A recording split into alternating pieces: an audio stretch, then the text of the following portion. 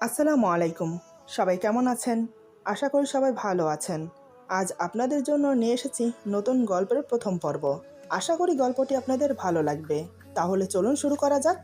আজ আমি আমার ফ্যামিলিকে নিয়ে আমার জন্য মেয়ে দেখতে এসেছি। প্রায় অনেকক্ষণ ধরে বসে আছি সোফায়, কোনো এক প্রতিবন্ধীর মতো। এদিকে সবাই যখন এই কথা সেই কথা নিয়ে হাসাহাসিতে ব্যস্ত, আমি তখন অপেক্ষা করছিলাম ও কখন আসবে।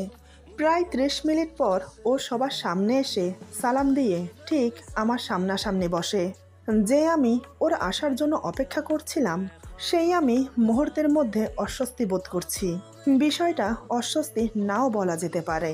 কেমন যেন সমস্ত নার্ভাস আমাকে আচ্ছন্ন করে তার কাছে নিয়েছে।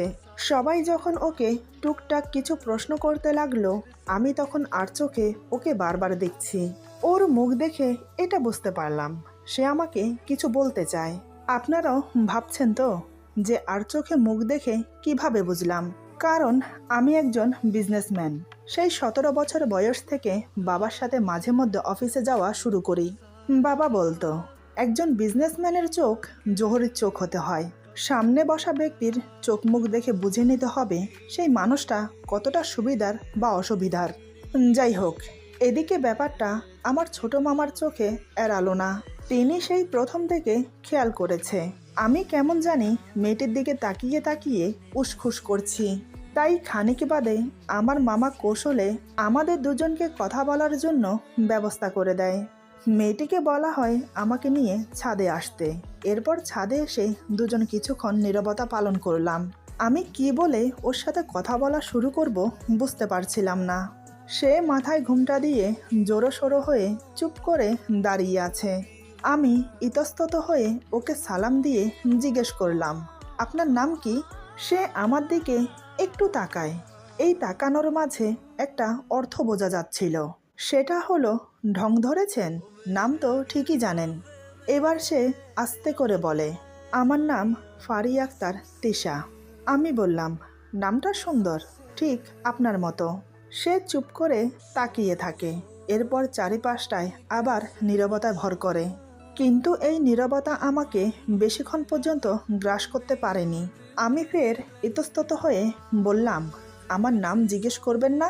তেশা ইতস্তত হয়ে বলে, আমি জানি আপনার নাম মোহাম্মদ আদি চৌধুরী। ওর কথা শুনে আমি মৃদু হাসি দিলাম। এদিকে বিকেলবেলার রোদের ছায়াটা আস্তে আস্তে করে হারিয়ে যাচ্ছে, আর আকাশের মেঘগুলো আমাদের মাথার উপর দিয়ে বয়ে বেড়াচ্ছে। এই ছায়া আর আকাশের মেঘের সংমিশ্রণে পরন্ত বিকেলের সৌন্দর্যের আভা আমি মুগ্ধ হয়ে দেখছিলাম। এদিকে আমি ভাবছি ওকে আর কি বলা যায়। আবার মনে মনে ভাবছি ও যেটা বলতে চায় সেটা বলছে না কেন। দোটানা মন নিয়ে যেই আমি বলতে যাব, পাত্র হিসেবে আমাকে আপনার কেমন লেগেছে জানতে পারি?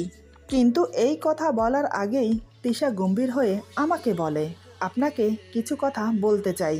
আমি মাথা নাড়িয়ে হ্যাঁ সূচক সম্মতি দিয়ে বললাম, বলুন। সে আরও একটু সময় নিল। তারপর আমার দিকে তাকিয়ে বলে, আমি বুঝতে পারছি না আপনাকে কথাটা কিভাবে বলবো, বা আমার বলা উচিত কিনা। আসলে আমার একজনের সাথে রিলেশন আছে। ওর মুখে এমন কথা শুনে আমি কিছুক্ষণের জন্য চুপ হয়ে গেলাম। তবে বিষয়টা আমি মারাত্মকভাবে নেইনি, কারণ এই সময়টায় এসব বিষয় হার হামেশাই হয়। আমি বললাম, পরিবারকে জানাননি কেন? তিশা বলে, বলার মতো একটা পরিস্থিতি থাকতে হয়। সেই পরিস্থিতিটা আমার জন্য এখনো আসেনি। সুজন এখনো চাকরির জন্য চেষ্টা করছে। ভেবেছিলাম চাকরিটা পাওয়ার পরই বিষয়টা নিয়ে বাসায় কথা বলবো, কিন্তু তার হলো কই। আমি কিছু না বলে গম্ভীর হয়ে ওর দিকে কিছুক্ষণ তাকিয়েছিলাম। তারপর পায়চারি করতে লাগলাম। তিশা আমার দিকে অদ্ভুত দৃষ্টিতে তাকিয়েছিল। সে মনে মনে ভাবছে আমি এমনভাবে পায়চারি করছি কেন। অনেকক্ষণ পর আমি পায়চারি বন্ধ করে বললাম, আপনাদের সম্পর্কটা কি খুব গভীর? আমার প্রশ্নের কী উত্তর দেবে বুঝতে পারছিল না সে, কিন্তু আমার এই কথার ধরনটা ঠিকই বুঝতে পেরেছিল। তারপর সে খুব স্বাভাবিকভাবেই বলে, আপনি যেমনটা ভাবছেন তেমন কোনো সম্পর্কই হয়নি। সম্পর্কটা শুধু ভালোবাসার মধ্যেই সীমাবদ্ধ। এই প্রান্ত থেকে অপর প্রান্তের মানুষটাকে মিস করার মতো। আর শত শত অনুভূতিটাই হচ্ছে আমাদের সম্পর্ক। আমি একটু মাথা চুলকিয়ে বললাম, ঠিক আছে, এটা কোনো ব্যাপার না। আপনি চাইলে আপনাকে আমি সাহায্য করতে পারি। তিশা আমার সাহায্যের কথা শুনে ভ্যাবাচাকা খেয়ে বলে, কি কি কিরকম? আমি বললাম, সুজনের সাথেই যেন আপনার বিয়েটা হয়, এই ব্যাপারে একটু হেল্প না হয় করলাম। তবে একটা শর্ত আছে, বোঝেনি তো, আমি একজন বিজনেসম্যান। ছোট বড় ডিল করতে করতে অভ্যাস আমার। তাই ধরে নিন এই শর্তটাও একটা ডিলের মতন। তিশা ভ্রু কুঁচকে আমার দিকে তাকিয়ে বলে, শর্ত? কিসের শর্ত? আমি বললাম, কিসের শর্ত সেটা না হয় পরে বলছি। প্রথমে আমি আপনার বাবা মায়ের কাছ থেকে সময় নেব। এই বলে আপনি আর আমি দুজন দুজনকে ভালোভাবে চেনা জানার একটু প্রয়োজন আছে। দুজনে একটু বুঝে তারপর ডিসিশন জানাবো। আর শর্ত হচ্ছে সুজনকে আমি চাকরি দেব। তবে সুজনের চাকরি হওয়ার পরেও এই বিষয়টা বাসায় জানাবেন না। কম করে হলেও 3 মাস জানাবেন না। এই জন্য জানাবেন না কারণ মানুষ পরিবর্তনশীল। টাকা পয়সা মানুষকে পরিবর্তন করে দেয়। আমার মতে সুজনকেও বোঝার দরকার আছে। সুজনকে বোঝার পর তার পরিবর্তন আপনার কাছে যদি পছন্দ না হয়, তাহলে কিন্তু আমাকে বিয়ে করতে হবে। রাজি? এটাই হচ্ছে আমার শর্ত। সে আমার দিকে অপলক্ষীনভাবে তাকিয়ে আছে। আমি বললাম, সিদ্ধান্ত নিতে তাড়াহুড়োর কোনো প্রয়োজন নেই। আপনি চাইলে 30 মিনিট সময় নিতে পারেন, মাত্র 30 মিনিট সময়। এই 30 মিনিট সময় কিন্তু অনেকটা সময় ভাবার জন্য। 60 সেকেন্ডে 1 মিনিট, আর 30 মিনিটে আধা ঘন্টা। বুঝতেই তো পারছেন, অনেকটা সময়। ভাবুন, ভেবেচিন্তে উত্তর দিন। এই বলে আমি রেলিং ধরে দাঁড়িয়ে পড়লাম। বেশ কিছুক্ষণ সময় কেটে গেল। তিশা আমার শর্ত শুনে বেশ কিছুটা অবাক হয়। তারপর ভুরু কুঁচকে আমার দিকে তাকিয়ে খুবই কনফিডেন্সের সাথে বলে, আমার সুজন কখনো এমন হবে না। সে আমাকে যথেষ্ট ভালোবাসে। তার প্রতি, তার ভালোবাসার প্রতি আমার বিশ্বাস আছে। আমি মুচকি এসে বললাম, তাই বুঝি? তাহলে আপনি আমার শর্তে রাজি আছেন? তিশা বলে, হ্যাঁ, আমি আপনার শর্তে রাজি আছি। আমি বললাম, ভেবে বলছেন তো? কারণ এখনও কিন্তু আপনার হাতে টাইম আছে, আরও ভাবতে পারেন চাইলে। তিশা বলে, এখানে ভাবাভাবির কি আছে? আমি জানি আমি জিতব। আমি বললাম, বিশ্বাস করা ভালো, তবে কাউকে অন্ধের মতো বিশ্বাস করা এটাকে বোকামি ছাড়া আর কিছুই বলে না। আচ্ছা, যাই হোক, হার জিত কার হয় সেটা পরে বিবেচনা করা যাবে। তবে আপনি কিন্তু কথা দিয়েছেন, যদি শর্তে হেরে যান তাহলে কিন্তু আমাকেই বিয়ে করতে হবে। আচ্ছা, এই নিন আমার কার্ড। যখন যেটার প্রয়োজন হবে ফোন দেবেন, কোনো সংকোচ করবেন না। আর কালকে সুজনকে আমার অফিসে পাঠিয়ে দেবেন। তবে হ্যাঁ, সুজন যেন জানতে না পারে। আশা করব এই বিষয়ে আপনি সুজনকে কিছুই বলবেন না। এখন চলুন নিচে যাওয়া যাক, সবাই নিশ্চয়ই আমাদের জন্য ওয়েট করছে। ওকে কথাগুলো বলে আমি মনে মনে ভাবছি, তিশা, তুমি এতটাই বোকা? তুমি জানো না কার ফাঁদে পা দিয়েছ। আদি চৌধুরী আজ পর্যন্ত কোনোদিন হারেনি, আর হারবেও না। তবে আমি এই শর্ত না দিয়ে বিয়েটা ক্যান্সেল করে দিতে পারতাম, কিন্তু এই পরন্ত বিকেলের উন্মাদ করা সৌন্দর্যের মাঝে তার শরীরের স্নিগ্ধ গন্ধটা আমার ভেতরটাকে যখন নাড়িয়ে দিল, তখন আমি আমার মাঝে ছিলাম না। যেন আমি সূর্যের উত্তাপ রোদের থেকে বাঁচার জন্য তিশা নামক ছায়ার আঁচলে আশ্রয় নিয়েছিলাম। আজ প্রথম মেয়েটিকে দেখতে এসে আমার কাছে মেয়েটিকে এত ভালো লেগে গেল। নিজের করে পাওয়ার স্বাদ জাগলো মনে। ছলে বলে কৌশলে ওকে তো আমি আমার করেই ছাড়বো। যাই হোক, কথা বলার 30 মিনিট পর পরিবারের সবাইকে বিষয়টা বললাম। আমাদের দুজনের একটু ভালোভাবে চেনা জানার প্রয়োজন আছে। দেখলাম কেউ কোনো আপত্তি করল না। তারা আমাদের কথায় সম্মতি জানায়। তার পরের দিন সুজন আমার অফিসে আসে। ছেলেটা দেখতে অমায়িক, ভালো, ভদ্র, এমনকি দেখতেও হ্যান্ডসাম। তিশার পছন্দ আছে বলতে হয়। আমি সুজনের ইন্টারভিউ নিয়ে চাকরি কনফার্ম করে দিলাম, সাথে অ্যাপয়েন্টমেন্ট লেটার দিয়ে দিলাম। বলে দিলাম কালকে থেকে যেন জয়েন করে। চাকরিটা পেয়ে সুজন মহা খুশি। সে আমার অফিস থেকে বেরিয়ে তিশাকে ফোন দেয়, চাকরি হয়ে যাওয়ার খবরটা তাকে জানায়। এটা শুনে তিশাও খুব খুশি।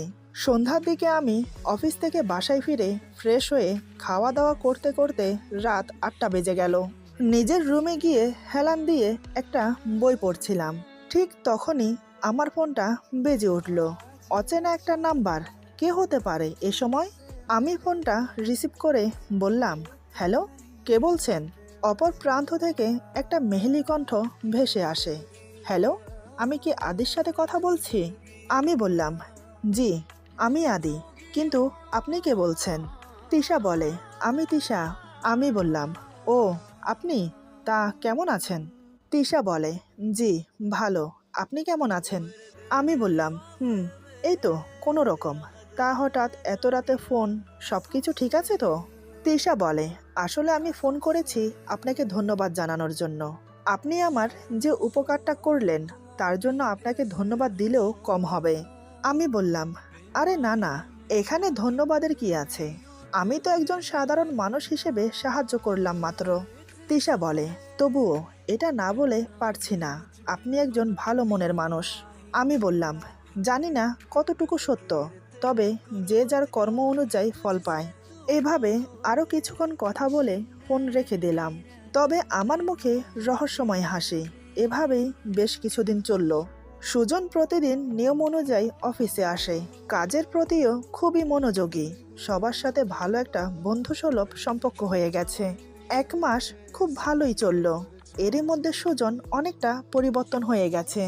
যাই হোক, একদিন আমি অফিসে বসে একটা ফাইল চেক করছিলাম।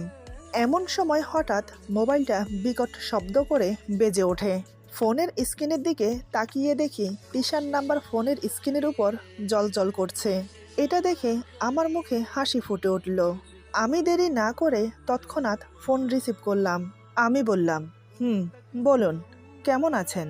অনেক দিন পর কল করেছেন, তা হঠাৎ কি মনে করে? তিশা বলে, আমি ভালো নেই, আপনি কেমন আছেন? আমি বললাম, ভালো আছি। তা আপনি কেন ভালো নেই জানতে পারি? যদি আপনি বলতে চান তাহলে বলতে পারেন আমাকে। তিশা বলে, প্রথমত আমি বলি যে আমি আপনার থেকে বয়সে ছোট, তাই আপনি আমাকে আপনি করে না বলে তুমি করে বলতে পারেন। আমি বললাম, অনুমতি দেওয়ার জন্য ধন্যবাদ। এবার বলো, কি হয়েছে তোমার? তিশা বলে, আসলে হয়েছে কি, সুজন কেমন জানি হয়ে গেছে। আমি বললাম, যেমন? তিশা বলে, সুজন এখন আগের মতো আমার সাথে কথা বলে না। কেমন যেন এড়িয়ে এড়িয়ে চলে আমাকে। আগের মতো ঠিক সময় দেয় না। ফোন করলেই বলে, এখন কাজে বিজি আছি, পরে কথা বলবো, এই বলে ফোন কেটে দেয়। কিন্তু পরে আর ফোন দেয় না। রাতে ফোন করলেও বলে, আমি খুবই টায়ার্ড, ঘুমোবো। কি হচ্ছে বলুন তো আমাকে? সত্যিই কি ও খুব ব্যস্ত? আমি বললাম, না, অফিসে তো আপাতত তেমন কোনো কাজ নেই। এখন তো সন্ধ্যা 6টার দিকে অফিস ছুটি হয়ে যায়। আচ্ছা, তুমি একটা কাজ করো, তুমি বরং ওকে বিয়ের প্রস্তাব নিয়ে আসতে বলো তোমাদের বাড়িতে। তারপর দেখো ও কি বলে। আর একটা কথা, যাই হয়ে যাক আমাকে জানাবে, কখনো ভেঙে পড়বে না। আমি আছি তোমার পাশে সব সময়, বিশ্বাস রেখো। তিশা বলে, ঠিক আছে, আমি ওকে আজকেই বলবো। আমি বললাম, বলে দেখো কি হয়। এরপর আর কিছুক্ষণ কথা বলে ফোন রেখে দিলাম। ফোন রেখে মনে মনে হেসে উঠলাম। এই হাসি তাচ্ছিল্যের বা রহস্যের হাসি নয়, এই হাসি জয়ের হাসি। ও, আপনাদেরকে তো আমার পরিচয় দেওয়া হয়নি। ছোট্ট করে আমার পরিচয়টা দিয়ে রাখি। আমার নাম মোহাম্মদ আদি চৌধুরী। ফ্যামিলিতে মা, বাবা, বড় ভাই আর আমি আছি। বড় ভাই আবিদ বাবার বিজনেস নিজের হাতে সামলায়, আর আমি কয়েক বছর আগে নিজের বিজনেস দাঁড় করিয়েছি। মোটামুটি আমার বিজনেস ভালোই চলছে। নিজের বিবরণ বলতে গেলে আমি দেখতে উজ্জ্বল ফর্সা, সুঠাম সুদর্শন এক যুবক। এক কথায় বলতে গেলে আকর্ষণীয় দেহের গঠন ও মুখের আদল, যার তার নজর কাড়ে। আর স্বভাব চরিত্র, আমি একদম অন্য ধরনের মানুষ। খুবই খুঁতখুঁতে, ভালোর সময় অনেক ভালো, আর রেগে গেলে পুরো সাইকো। এজন্য আমাকে আমার ফ্যামিলি পর্যন্ত নুয়ে চলে, মানে আমাকে তেমন একটা কেউ ঘাটায় না। যাই হোক, এদিকে আমি প্রহর গুনতে লাগলাম, তিশা কবে আমাকে ফোন করবে। প্রায় 1 সপ্তাহ পর অবশেষে তিশার ফোন এলো, তাও আবার অনেক রাতে। ঘড়ির দিকে তাকিয়ে দেখি রাত 12টা বাজে। এত রাতে ফোন, বিষয়টা কি হলো বুঝলাম না। সচরাচর এত রাতে সবাই ঘুমিয়ে যায়, আমিও ঘুমিয়ে গিয়েছিলাম। তিশার ফোন আসাতে উঠে বসলাম, ততক্ষণে ফোন কেটে গেছে। এবার আমি ওকে ফোন করলাম। তিশা ফোন রিসিভ করে কান্না করছে। বুঝতে পারলাম যেটা হবার ছিল সেটা হয়ে গেছে। এইটাই তো আমি চেয়েছিলাম। আমি বুঝেও না বোঝার ভান করে বললাম, তিশা, কি হয়েছে? তুমি কান্না করছো কেন? তিশা কান্না করতে করতে বলে, আমি হেরে গেছি। ও আমাকে প্রত্যাখ্যান করেছে। আমি এখন কি করব? আমি বললাম, দেখো, তুমি এভাবে কান্না করো না। কান্না করলেই কি সব কিছু সমাধান হয়ে যায়? আর তুমি এভাবে ভেঙে পড়ছো কেন? আমি তো বলেছি তোমাকে আমি আছি, আর তুমি হেরে যেতে পারো না। নতুন করে শুরু করবে জীবন, সমস্যা কি? এখন নিজেকে শান্ত করো। এদিকে সে কান্না করেই যাচ্ছে। তাই 1 ঘন্টা ধরে অনেক বুঝিয়ে সুজিয়ে ওকে শান্ত করলাম। তারপর ফোন রেখে ভাবনায় পড়লাম। এখন আর দেরি করা যাবে না। এখন আমাকে মোক্ষম চালটা চালতে হবে, মানে তিশাকে বিয়ে করে নেওয়া। তাই আমি মা বাবাকে ওদের বাড়িতে পাঠিয়ে বিয়ের দিন তারিখ ঠিক করতে বললাম। এবার তিশা কোনো আপত্তি করল না, কারণ শর্ত অনুযায়ী সে হেরে গেছে। তাই সে বাধ্য আমাকে বিয়ে করতে। আচ্ছা, আপনারা কি ভাবছেন সুজন এমনি এমনি ওকে প্রত্যাখ্যান করেছে? না, আসল মূল ঘটনা তো আমি ঘটিয়েছি। যাই হোক, সেটা ক্রমশ প্রকাশ্য। এদিকে আগামী শুক্রবার বিয়ে ঠিক হলো। সবাই মিলে আয়োজন করতে লাগলো। এরই মধ্যে আমি প্রায় তিশার সাথে ফোনে কথা বলি, ওর মন ভালো করার জন্য। দেখতে দেখতে বিয়ের দিন চলে এলো। আজ আমাদের বিয়ে। সবাই আনন্দ উল্লাসে মেতে উঠেছে। বিয়েতে কোনো সমস্যাই হয়নি। তবে আজ তিশাকে দেখে সত্যি আমি চোখ সরাতে পারিনি। এমনিতে ও খুব সুন্দর, কিন্তু বধূ সাজে ওকে আরো খুব সুন্দর লাগছিল। শুধু আমি কেন, বিয়ে বাড়ির সবাই আজ শুধু ওকে চেয়ে চেয়ে দেখেছে। বিয়ে হওয়ার পর এবার আমাদের যাওয়ার পালা। তিশা খুব কান্না করছে। নিজের মা বাবাকে ছেড়ে যাচ্ছে বলে, নাকি নিজের প্রিয় মানুষটাকে নিজের করে পায়নি বলে, কোনটা আমি নিজেও জানি না। বিদায়ের পর্ব শেষ করে ওকে নিয়ে গাড়িতে বসলাম। তিশা এখনো নীরবে কান্না করে যাচ্ছে। আমি কিছু বলতে গিয়েও বলতে পারছি না। কি বলে সান্ত্বনা দেব তার ভাষাও খুঁজে পাচ্ছি না। তাই বাইরের দিকে তাকিয়ে বসে রইলাম। গাড়ি চলতে শুরু করলো। পুরো রাস্তা তিশা কান্না করতে করতে এসেছে। গাড়ি বাড়ির ভেতরে ঢোকার পর তিশাকে সবাই বরণ করে দোতলার একটা রুমে নিয়ে গিয়ে বসালো। কানাঘুষোয় যা শুনলাম, আজ নাকি আমাদেরকে বাসর ঘরে দেবে। তাই আমার রুমটা আমার বন্ধুরা মিলে সবাই ফুল দিয়ে সাজাতে লাগলো। সবকিছু কেমন যেন ম্যাজিকের মতো হচ্ছে। মনে মনে বললাম, সবকিছু যখন ম্যাজিকের মতন হয়েই গেছে, তাহলে বাকিটাও যেন ম্যাজিকের মতন হয়ে যায়। দেখতে দেখতে রাত 11টা বেজে গেল। তিশাকে কাপড় চেঞ্জ করিয়ে আবার নতুন করে সাজানো হলো। ওকে সাজিয়ে রাত 12টার দিকে বাসর ঘরে নিয়ে গিয়ে বসিয়ে দিল। এদিকে আমি খুব এক্সাইটেড, অন্যদিকে তিশা খুব নার্ভাস ফিল করছে, কি হবে না হবে সেটা ভেবে। রাত 12:30টার দিকে আমি রুমে প্রবেশ করলাম। দরজার খট শব্দ শুনে তিশা বুঝতে পারলো আমি রুমে প্রবেশ করেছি। এবার একটু নড়ে চড়ে বসে ঘুমটাটা আরেকটু টেনে দিল সে। আমি ধীরে ধীরে ওর সামনে গিয়ে খাটের পাশে বসে পড়ি। কোনো কথা বলছি না। আসলে কিভাবে শুরু করব, কি দিয়ে শুরু করব বুঝতে পারছি না। এদিকে তিশা আমাকে কিছু একটা বলবে বলে নিজেকে তৈরি করছে মনে মনে। এবার আমি ধীরে ধীরে ওর একটু কাছে এগিয়ে গিয়ে বসলাম। তারপর আস্তে করে ওর ঘুমটাটা খুলে দিলাম। এবার ওর চিবুক ধরে মুখ উঁচিয়ে ধরতেই সে লজ্জা পেয়ে চোখ বন্ধ করে নিল। হঠাৎ যে আমি এমন একটা কাজ করব তিশা ভাবতে পারেনি। তাই সে চোখ মুখ বন্ধ করে নিজেকে শক্ত করে রেখেছে সময়টাকে সামাল দেওয়ার জন্য। ওর লজ্জা মিশ্রিত মুখের দিকে তাকিয়ে আমার পলক পড়ছে না। কি সুন্দর লাগছে ওকে। ও শরীরের সেই ঘ্রাণ আবার আমার নাকে এসে লাগছে। আমি বললাম, তুমি খুব সুন্দর। এই সৌন্দর্যের সাথে কোনো কিছুর তুলনা হয় না। আরও বেশ কিছুক্ষণ দেখে আমি বললাম, চলো আগে 2 রাকাত নফল নামাজ পড়ে নেই। সে কোনো কথা না বলে অজু করতে চলে গেল। তারপর আমিও অজু করে এসে দুজন একসাথে নামাজ পড়লাম। নামাজ পড়ে আবার দুজন খাটের উপর বসে আছি। বেশ নীরবতা কাজ করছে দুজনের মাঝে। ভাবলাম আমি আগে কথা বলি, হয়তো ও কথা বলতে লজ্জা পাচ্ছে। এই ভেবে আমি ওকে কিছু বলতে যাব, তার আগেই সে আমাকে বলে, আপনার সাথে কিছু কথা ছিল। আমি বললাম, হুম, বলো, কি বলবে? তিশা বলে, আসলে আপনার আর আমার বিয়েটা একটা শর্তের মাধ্যমে হয়েছে। তা না হলে আমি আপনাকে বিয়ে করতাম না। কেন করতাম না সেটা আপনি খুব ভালো করেই জানেন। তবে আপনার শর্তে রাজি হয়েছি বলে তাই আজ ভাগ্যদোষে আপনাকে বিয়ে করতে হলো। আসলে আমি এগুলো বলতে চাইছি না। আমি বলতে চাইছি আমার সময় লাগবে। আমি বললাম, সময়? কিসের সময়? তিশা বলে, আসলে আমার সময় চাই সব কিছু একটু গুছিয়ে নিতে। মানে বুঝতেই তো পারছেন আমি কি বলতে চাইছি। এই সম্পর্কটাকে সঠিক রূপ দিতে আমার সময় লাগবে। ততদিন পর্যন্ত আমরা আলাদা থাকব। আমার কথায় কিছু মনে করবেন না। আমি কপাল কুঁচকে চোখ ছোট ছোট করে ওর দিকে তাকিয়ে রইলাম। তবে আমি ব্যাপারটা খুব স্বাভাবিকভাবে নিলাম, কারণ ওকে একটু সময় দেওয়া দরকার। ভাঙা মনটা জোড়া লাগাতেও তো একটু সময় লাগে।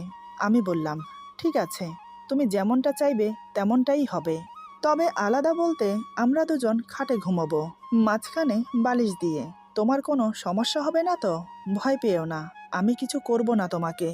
তিশা মুখে কিছু না বলে মাথা নেড়ে সম্মতি জানায়। কিন্তু আদতেও কি পারবো আমি নিজেকে ধরে রাখতে? ওর শরীরের মন মাতানো সুঘ্রাণ আমাকে যে বারবার আকৃষ্ট করে।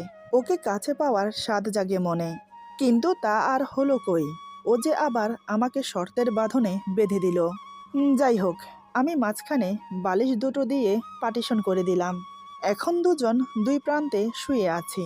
সারাদিনের ধকলে তিশা কিছুক্ষণ পরেই ঘুমিয়ে পড়ল, কিন্তু আমার চোখে ঘুম নেই। আমি এবার ওর দিকে ফিরে শুলাম, ওর মুখটা দেখতে দেখতে ঘুমাবো বলে। কিন্তু এ কি, তিশা তো অন্যদিকে ফিরে শুয়ে আছে। মুহূর্তেই মনটা খারাপ হয়ে গেল। তারপর চেষ্টা করলাম ঘুমানোর, কিন্তু ওকে না দেখে ঘুমোতে ইচ্ছে করছে না। তাই আমি উঠে বালিশের উপর দিয়ে ওর উপর ঝুঁকে ওকে দেখতে লাগলাম। কিন্তু না, এতেও ভালো করে দেখতে পারছি না। ইচ্ছে করছে ওকে ধরে চিৎ করে শুইয়ে দিয়ে মন ভরে ওকে দেখি, কিন্তু ইচ্ছা থাকলেও উপায় নেই। ওকে স্পর্শ করলে যদি ও জেগে যায়, তাহলে তো সর্বনাশ। আমার প্রতি ওর বিশ্বাস ভেঙে যাবে। আমি এভাবে ওর উপর ঝুঁকে ইতস্তত করছি। হঠাৎ আমাকে অবাক করে দিয়ে তিশা আমার দিকে ফিরে একদম আমার কাছে চলে এলো। আমার মুখের কাছে ওর মুখ।